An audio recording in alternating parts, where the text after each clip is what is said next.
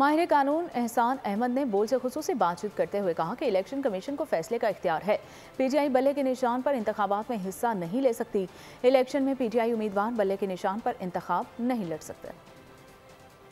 अगर कोई पार्टी जो रजिस्टर्ड हो इलेक्शन कमीशन ऑफ पाकिस्तान के साथ एनलिस्टेड हो और अगर वो 5 साल के अंदर इलेक्शन अपना करवाए ना, या वो इलेक्शन का जो प्रोसेस जो है वो सेक्शन 208 के मुताबिक न करवाए, तो उसको 209 का सर्टिफिकेट जो है वो इशू नहीं किया जा सकता। और ये legal obligation election commission of Pakistan की है। इलेक्शन कमीशन ऑफ पाकिस्तान 209 के नीचे कोई सर्टिफिकेट इशू नहीं करता, तो ये 2024 के अंदर जो इलेक्शन है वो कोई भी पीटीआई का कैंडिडेट जो है वो बल्ले के निशान पे खड़ा नहीं होगा।